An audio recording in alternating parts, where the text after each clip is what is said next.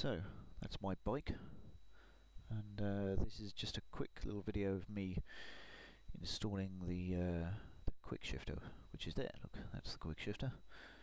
Comes in that pretty little box with some foam. I've probably lost the foam somewhere.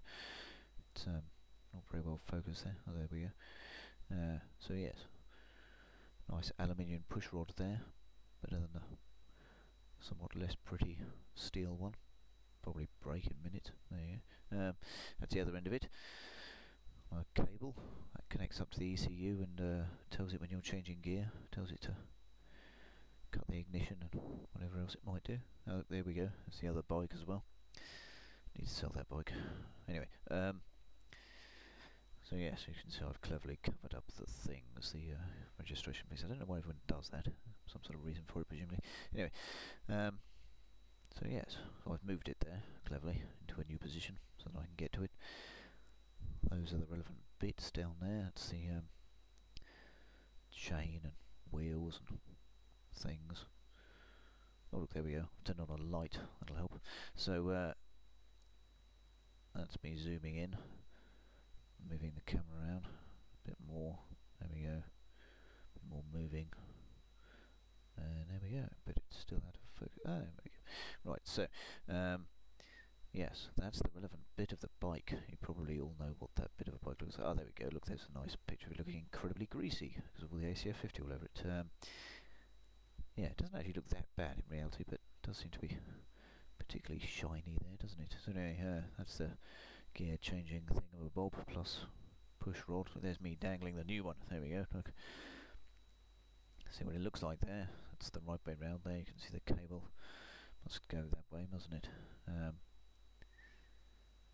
There's me kind of waggling it about. I don't know what I'm doing there. It's a bit odd. So I've disappeared now. Oh no, there we go. Right, battery. So this is the first thing I did was I followed the instructions, by the way. There's some instructions on the Triumph instruction thingamajig. That's the negative terminal of the battery removed. That's one of the bolts removed that holds on some plastic side bits. And some Velcro there that holds my tank pad protector thing. That's the bolts at the front, so you do have to remove those. That's a bolt at the back that you don't have to remove, that I did initially, and then I realised that actually you could just hinge the tank up like that.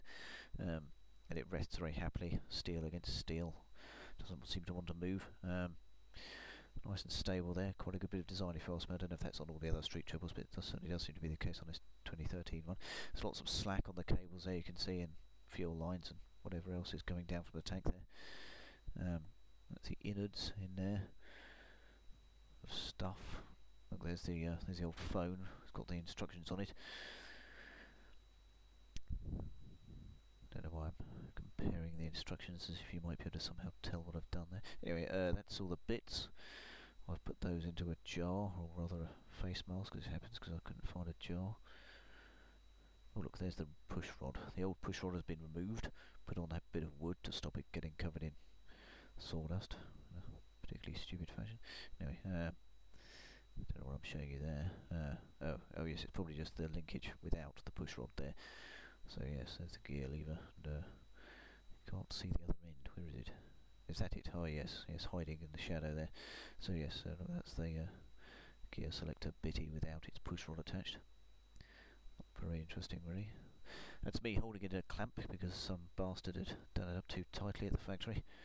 Completely impossible to undo. The other end undid with, a spanner and gripping it tightly, but no, that end had to be undone with a clamp. Anyway, those are all the bits. Having removed them all, put them in that nice thing there, then immediately took them out and attached them to the new one. That's the instructions, which you can't see because the phone's too bright. Oh no, there we go.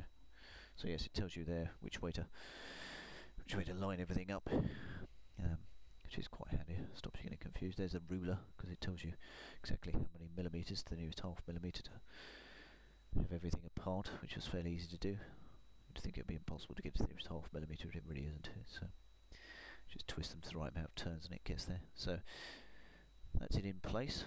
Not too hard to get back on. Just got to clips back on, and you put the little kind of clippy things which presumably push stuff about. They poke into little holes in the end of the ball joints and clip around the back of the thing. You can do all that with your fingers. That's the cable I clearly haven't done up. Oh, there we go. Look, I've threaded it through now. So yeah, the instructions tell you exactly where to thread that. It comes up through some part of the chassis there, through there. between some kind of bulkheady bit above the swing arm and another bit goes through there. I don't know if you can see which bit that is. There we go. Look, I'm dangling, manoeuvring about so you can tell which bit it is. So yeah, so that comes up through there. And you do some cable tying. There we go. Look, cable tying. It's attached to the loom there in the bottom middle of the shot. And then it goes off over there. That's a connector having chunked it into that nice hole. It has a sort of fitting thing that sort of fits it into that hole. And yeah, hope that was useful to someone.